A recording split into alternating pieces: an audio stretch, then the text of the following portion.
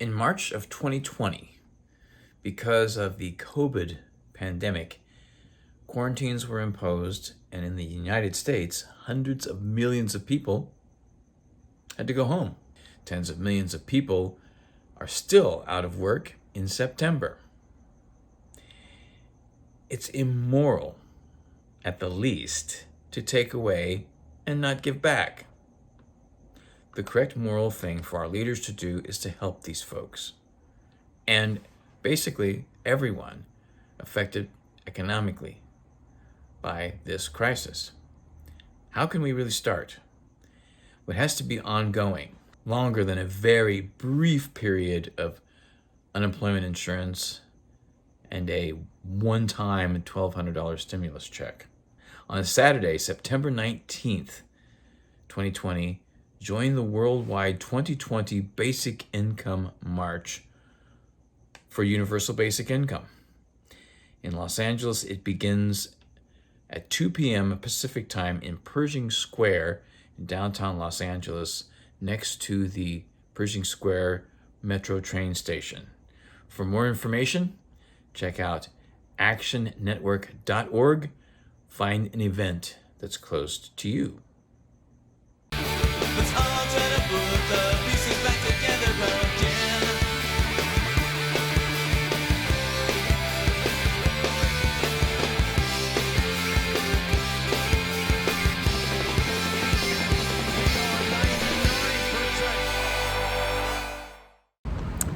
Hello, this is Niswander from Santa Monica. I want to make an episode talking about various topics, all regarding political strategy. Social media tends to, with algorithms, direct us to one particular viewpoint or another. There is a multiplicity of issues, points of views in how to vote, let's say, in the election, and how to look at policies, and understanding what candidates are about and really what to talk to people about in general in conversation. Because we are social creatures. We need to speak to one another and practice more physical distancing when it comes to public health and safety reasons. I mean, even during flu seasons. Social distancing is a little bit different, or a lot different. In actuality, we need to have conversations. So all of that I'm going to talk about here. Now, when I interview someone such as Howie Hawkins, I'm not necessarily endorsing somebody for president. I did some content about Bernie Sanders because of policy and issues that he actually discussed. It's not really an official endorsement. It is important, I think, to discuss the issues that do concern the vast majority of people. And everyone needs to have their basic necessities, right? And in modern day society, that means food on the table and a roof over their heads, just as it always has been, but also healthcare for everyone, also education, also a living wage, or feeling productive, having productive work to do, and just to help stimulate the economy, just to, happiness in general. I'm going to get into talking about strategies here because there are supposedly two different candidates to vote for. One of the two is going to win, and that's the way it's been in the history of the United States. Now, there's been third parties here and there, but in general, they come and they go, or there's not enough support for them to really participate in the process, especially when you have an electoral college that makes the final decision for, let's say, who the president of the United States becomes.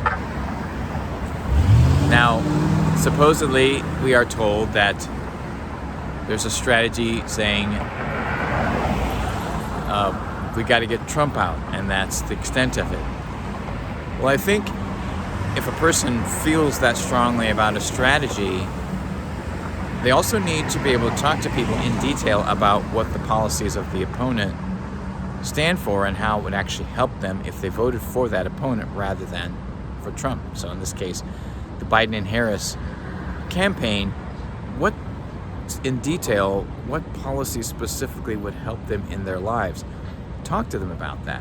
If you feel passionate about helping Joe Biden get more electoral college votes, which he would need to win, volunteer to phone bank as much as possible and actually engage people in conversation. Explain to them why the policies of a Biden-Harris administration specifically in detail would help them.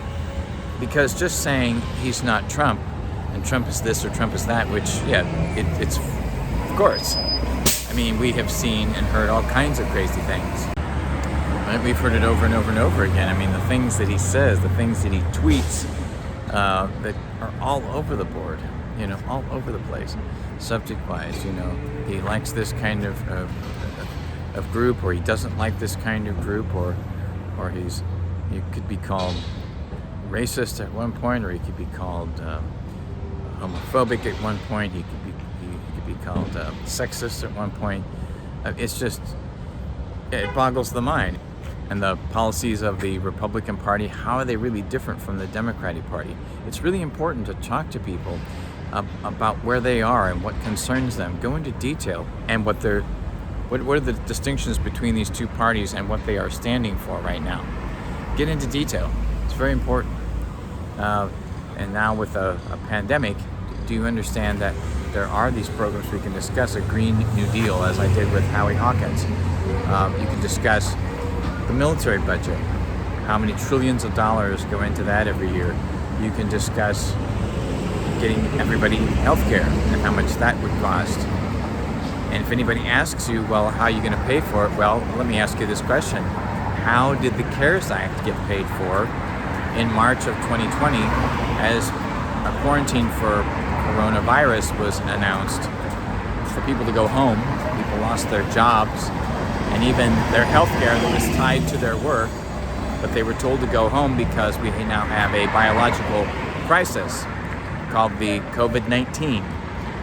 At that time, the CARES Act was passed by the Congress, 100% of the Congress, trillions of dollars, $4 trillion, I've heard 8 trillion is insurance to cover the 4 trillion, 10 trillion I've heard, whatever it might be, it's trillions, that's a lot of zeros, and it's not very transparent. We do know that the money went to essential businesses. Some of it must have gone to $600 checks for unemployment and $1,200 checks for stimulus that many people got. Many did not get that, but many people did. But the vast majority of the trillions went to these essential businesses.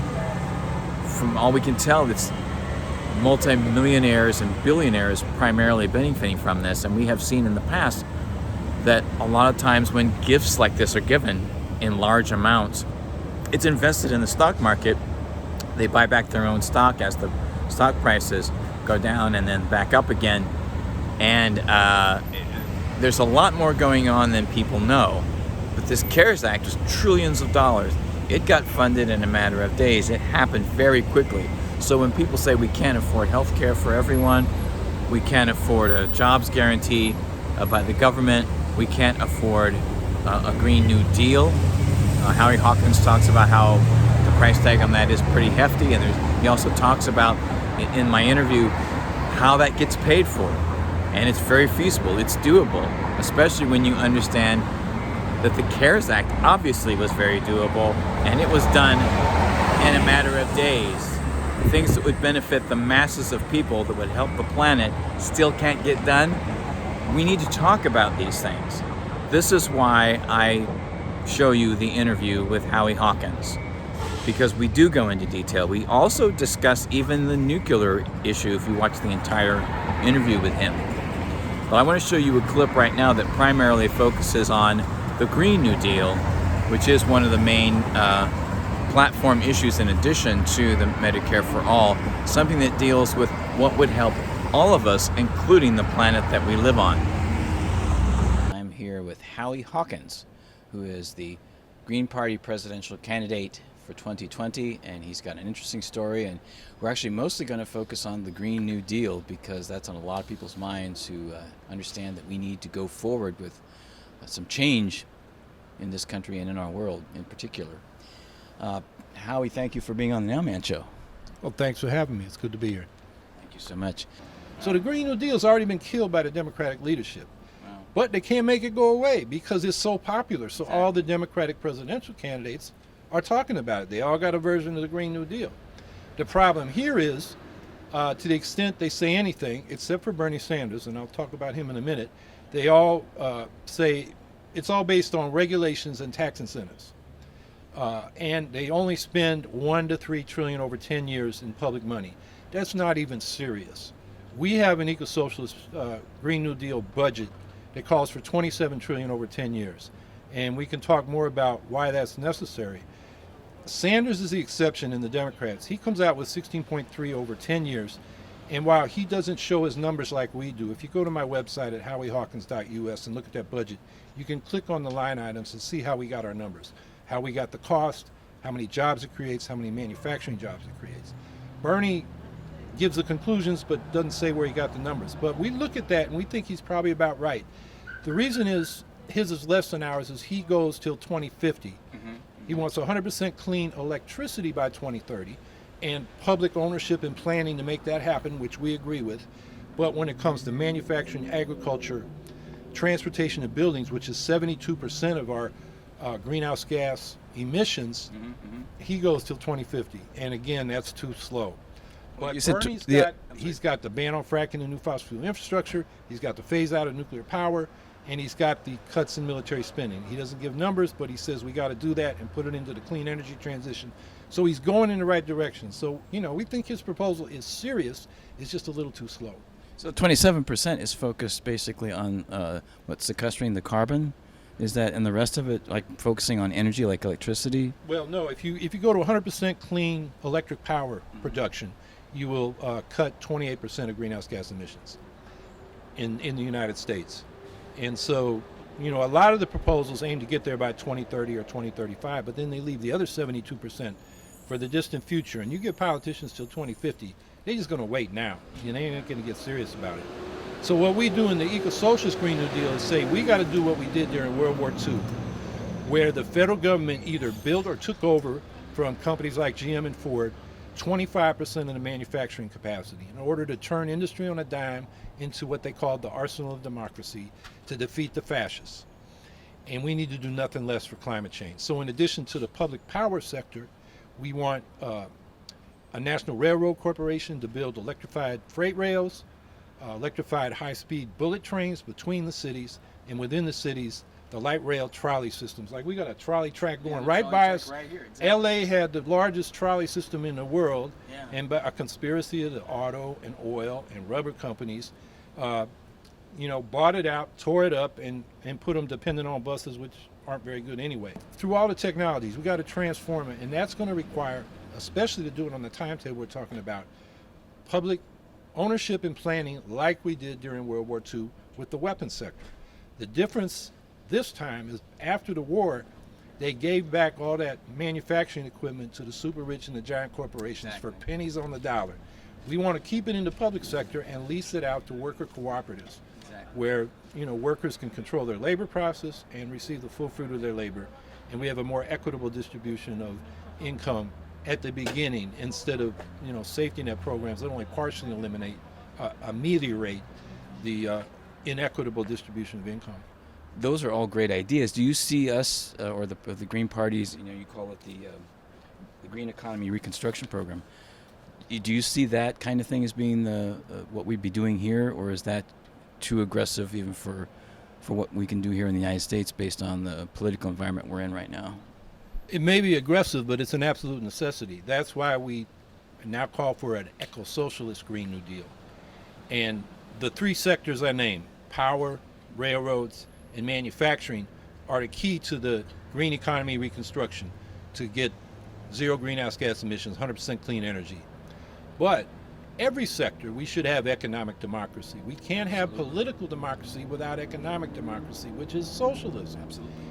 And the problem now is, Bernie Sanders talks about the billionaire class, their concentrated wealth and economic power translates into concentrated political power, which means they can obstruct reforms we even get passed. Exactly. Like all these Democrats, except for Bernie, are calling for to deal with their Green New Deal, the climate crisis, regulations and tax incentives. And the regulations, the concentrated economic power that translates to concentrated political power, they're going to gum it up. We got to take the power from them and put it in the hands of the people. They will resist those regulations. I mean, we've had all kinds of mandates and whatnot, and the utilities, for example. Look at PG&E. They haven't invested in the infrastructure. Now they just shut down the power because they haven't kept the corridors where the wires are clean. A publicly administered system. It's our system now, and we can make sure they keep the infrastructure up. Exactly. So, across the board, and going back to the inequality thing, because the Green New Deal, as we conceive of it, addresses two crises.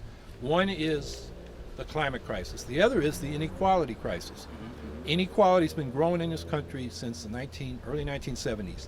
We now have a 20-year life expectancy gap between our richest and poorest counties. If you break it down by census tracts, it's even greater.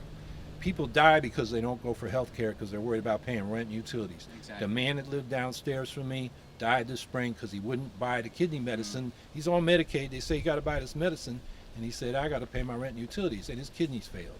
And that happens over and over again. Yeah. So we got to deal with the poverty, and that's where the Economic Bill of Rights comes in. Gives everybody the right to a job at a living wage if they can't find a job in the private sector. An income above poverty, a negative income tax. If you're below the poverty level, the government sends you a monthly check instead of you having to pay taxes. A home. We need to greatly expand public housing as a stopgap, immediate universal rent control federally. We did that during World War II because we weren't building housing, we were building weapons, and the rents were going up. A comprehensive health care, a Medicare for all system, a community-controlled national health service is the version I prefer. And also guaranteed income as well as income that's above the poverty level, right? Is that part of it as well? That's what I was just talking about, the negative income tax. We need a public education available to everybody, quality from pre-K and child care through public colleges and adult education and technical schools. So it's available. We can't squander on education. Lifetime education, basically, for anybody who wants it. That's right, in the public institutions. And then finally, a secure retirement. And the best way to do that right now is to just double Social Security benefits. So this Eco-Socialist Green New Deal that we've got the budget on the website, it prices out the Green Economy Reconstruction Program. That's $27 trillion or $2.7 trillion a year, 27 over 10 years. The Economic Bill of Rights is $1.4 trillion a year, or 14 over 10 years. But that's a pay-as-you-go program. And we explain in that budget where we'll get the money. It's basically tax the rich. Some will have to borrow from the investments in the Green Economy Reconstruction Program if we don't change our monetary system and issue greenbacks like the old populists used to demand. And in the long run, as Bernie Sanders points out for his, how his Green New Deal would pay for it by selling public electricity. We're going to sell public electricity, transit fares, public transit fares, public housing rents, the green machinery for retrofitting buildings and building this green manufacturing sector. So in the long run, those sales, like any investor, whether you're a capitalist or a socialist, you want your investment to pay off in the end, and we believe it will. So the program pays for itself. So now the Green Economy Reconstruction Program, you had, of course, we talked about interstate high-speed rail, public utilities, green buildings, nationalizing oil and gas, as well as manufacturing and agriculture, and zero waste. We talked about that. A couple of things here. What's Peace Conversion and Just Transition Fund? Okay, well, we're calling for 75% cut in military spending and transferring those resources into the Green Economy Reconstruction Program, and also a global Green New Deal, because we're not the only country that needs to make this transition. So we want to help the poor countries and also work with the more developed countries which are still dependent on oil. Russia's a petro state. China's building 700 coal plants for its Roads and Belts initiative. India is growing at 5% a year in its greenhouse gas. The autocracies in the Gulf want to, burn oil and gas forever. So we've got to have sophisticated diplomacy and economic incentives to help those countries transition. I believe we'll have most of the world with us politically because it's the poor countries hit hardest by the climate change that have been pushing for the biggest changes and biggest, strongest commitments to addressing this climate change. So that's part of the whole program. So peace conversion, look, instead of being the world's global military empire, we should be the world's humanitarian superpower. Make friends instead of enemies. Exactly. And that's Ralph Nader's old phrase. Let's be the world's humanitarian superpower. And I think that'll bring more peace and security than all these weapons we keep building and all these wars and special ops we're doing all over the place. Well, since 2003, the budget has been in the hundreds of billions of dollars, and they just keep adding to it each year, it seems. Yeah, in real terms, we're spending as much as we ever have since World War II, at any point during the Cold War. And that is not really about security. It's about protecting the assets of U.S.-based global corporations and also the military-industrial complex. I mean, they like nothing better than war. I mean, that's another sector we should nationalize, the arms industry, so that they are there when the public needs them. They're not there promoting wars so they can sell more weapons. Exactly. And that's part of the capitalist marketing concept is how can we make money in any way that we can make money. Right, by any means necessary. Yeah, that's right, exactly. And so the Just Transition Fund, is that based on funding for transitioning from fossil fuels? Is that what that's focusing, like the transition town in the UK? Yeah, this is a just transition for all the changes we want to make, whether it's cutting military spending and displaced arms workers or soldiers who are demobilized. It's for, the oil sector or a manufacturing plant that is now dependent on a polluting industry. It's for, we go to a Medicare for all type system, all the people doing all that paperwork, they need a just transition, and we're calling for 5 years maintenance of your current income and benefits until you find comparable work. And we think people will find comparable work quickly because the total number of jobs created by our Green New Deal is 38 million, 30 million in the Green Economy Reconstruction Program and 8 million more in the Economic Bill of Rights, including about 8.7 million in manufacturing in the Green Economy Reconstruction Program. But we do have a job guarantee because not everybody can do the main jobs in that, which will be construction and manufacturing. Some people just aren't suited for that work, so they'll be in services. And there shouldn't be an unemployment office, there should be an employment office. So if you can't find a good job in the private sector, you go to the employment office and say, I want my job. And like we did with the Works Progress Administration in the 1930s during the New Deal, that was planned locally, although the feds had some of their own projects. And then the federal government provided 90% of the funding, local government 10%. You want that buy-in so it's not, a boondoggle. So that's the job guarantee piece of it. So the just transition, I mean, I've been involved in this. I used to work, we confronted this in the anti-nuclear movement. The industry would say, oh, it's jobs versus the environment. And actually there were more jobs in renewables. We know that. So, but we had to reassure the workers. So Tony Mazzocchi at the Oil, Chemical, and Atomic Workers, and a guy that was on their staff, Richard Miller, lived in Massachusetts. When they developed it, they originally called it a super fund for workers. We had a super fund for corporations. If they couldn't pay for the cleanup when they shut down, the federal government subsidized them. We said the workers should have a super fund too. Exactly. And so that has been around since the 1980s, and it's called now the Just Transition. And that's an essential part of the program for the Green New Deal. Oh, that's fantastic. Now let's talk about how we're going to actually fund this thing specifically. And I saw here there's a lot of taxes, going back to the original New Deal. The way a lot of that was funded was raising taxes on the big corporations and the rich. Like something like 15 million jobs through the programs like the WPA and the CCC in the national parks. I noticed on the website when it said, how do you pay for this? You said cuts to military spending, cuts to corporate welfare, the subsidies, which is a big part of what I would call corporate socialism, and financial transactions tax. Is that like the Bernie Sanders Wall Street tax for the education program he has? Yeah, it's a tax we have in New York. We've had on the books since 1906 a stock transfer tax. It's just they've rebated 100% of it back to the stock traders since 1981. And I can go into why they did that. It's about $15 billion a year. Could really help New York with its fiscal issues. Yeah, I mean, we talk about $4.2 trillion a year over 10 years, and we get $2.2 trillion by progressive tax reforms on income, wealth, estates, financial transaction tax, a land value tax.